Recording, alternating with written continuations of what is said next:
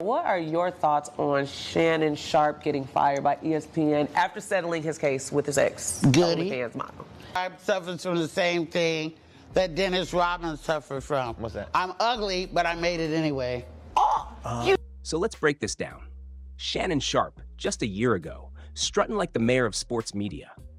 Mr. Tight Suits, suits so small they look like they came from the kids section at Zara. Mr. Cognac, sipping that brown like it's the cure for common sense. Mr. Club Shay Shay is invite only.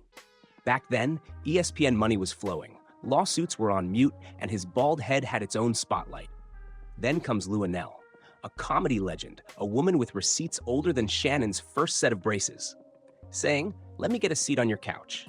And what did Shannon do? He hit her with the cold shoulder, like she was a bill collector. Curved her like she was asking him for a loan, like she wasn't already a household name, roasting folks before he even knew what a Super Bowl ring was. Bro, you've had rappers with one mixtape, YouTubers who peaked on Vine, influencers with more scandals than songs. But Luenell? Too off-brand? That's like saying Michael Jordan couldn't make your pickup team because you were saving space for somebody taller. Make it make sense. But karma doesn't wait. Karma pulls up same-day delivery. Fast forward, Shannon's whole empire crumbling like day-old cornbread. ESPN sends him packing, lawsuits hit harder than Ray Lewis, and suddenly Mr. Untouchable looks like Mr. Return to Sender. And who does he call? The same legend he brushed off. Suddenly, Hey, black people, y'all remember when we used to say hemmed up? That motherfucker me hemmed up down to the liquor store. I was almost late for work, fuck. You know what? I think that I'm gonna bring back some of that old slang. Because, you know, the young boys I with, they say my mouth is reckless and I have a harsh delivery, and that I say too much. And I be trying to tell these little motherfuckers, listen, babe, I love you. I do, and I would love to make love with you. I would love for you to make love to me. But in full transparency, I'm really just trying to get real quick before I get on this plane. Nell's phone buzzing like DoorDash notifications. Now he wants her on the couch?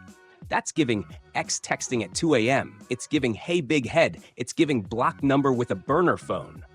Real quick, before we roast Uncle Shannon into ashes, hit that like button, subscribe to VerseSpill, and turn on notifications. Because trust me, this ain't the last pot of tea we're spilling, and you don't want to miss it when the kettle screams. And Luenell? She didn't waste a syllable. She went full scorched earth. You didn't want me when you were up. Don't crawl back when you're down. That wasn't a clapback. That was a Netflix special condensed into one sentence. She basically told him, you thought you were the bouncer? Nah, you the guy outside the club holding coats. Shannon went from gatekeeper to beggar at the gate in record time. And the way she said it, you could practically hear his ego packing its bags. Now the internet? Oh, the internet smelled blood. Social media split like Shannon's pants in one of those tight suits. Some folks were mad at Luenell, saying she was enjoying watching him fall.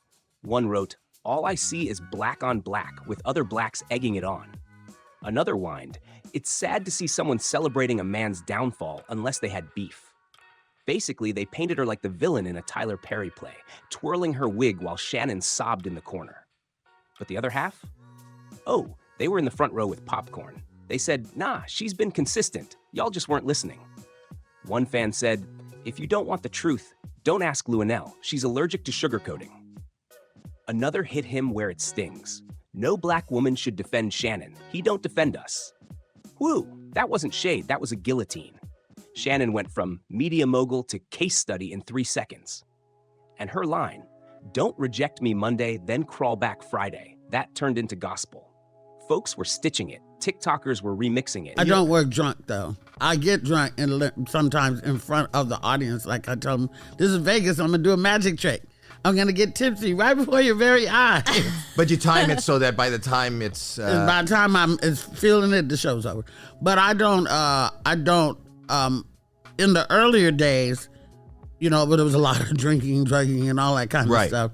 But none of the drugging ever worked for me on stage. It was just too much. So I do smoke some weed, and I will have a couple drinks. Actually, I have a CD, remember CDs, called I Only Drink at Work, which I do. Right. I have a full bar in both my houses, but I don't sit at home and drink wine or any of that. No, because that's work. I only drink at work. That's good. It's your job. It is. And you Twitter turned it into a meme. It was basically the national anthem for everybody who's ever been curved then hit with a "you up" text. Shannon didn't just get roasted, he got turned into a TikTok sound effect. And then came the bigger conversation. People started seeing the pattern. They said Shannon only calls on black women when he's in trouble. When he's shining, it's cigars, rappers, athletes, viral names. When it's lawsuits and pink slips, suddenly he remembers the sisters. Fans were tired. They said, "We see the play. We not running it again." One viral comment read, "Shannon's show should have been canceled already. Luenell can't save him. He built this, now he gotta live with it." And the memes? Laud. One had him puffing a cigar with the caption, "This you after curving Luenell?" Another showed him stressed like, "Unc didn't skip leg day. He skipped common sense." Even comedians piled on. "You curved a comedian, bro. That's like giving Kevin Hart a microphone and saying, 'Please don't roast me.' You set yourself up." Shannon basically wrote his own roast material. He thought he was untouchable, but when you curve someone whose literal job is cooking people, you just volunteered to be the entree. And the timing couldn't be worse, because then came the KO. Shannon had just been fired from ESPN. The lawsuit with that OnlyFans model was still fresh, the one he settled after she retracted her claims. His name was already hotter than his suit pants in July, and now he's crawling back to legends he once ghosted? It looked desperate. It looked thirsty. It looked like a clearance sale at Dignity Depot. Meanwhile, his brother Sterling was being inducted into the Hall of Fame. That should have been Shannon's shining moment. History for the Sharpe brothers. But instead of Sharpe brothers make history, the headlines were Shannon fired and Shannon sued. Even he admitted he wished ESPN had waited. Translation, please don't let my mess step on Sterling's moment. But too late, his drama stole the spotlight. And then Luenell threw the fatal punch. "I'm not a groupie, I'm a legend." Boom. That's not shade, that's a billboard. That's the kind of line you embroider on a jacket. She drew the line crystal clear. She's untouchable, and he's fumbling. Fans dared him to bring her on Club Shay Shay, saying if he's still got a spine, let her cook him live. What are your thoughts on Shannon Sharpe getting fired by ESPN after settling his case with his ex? Goody. OnlyFans model. Goody.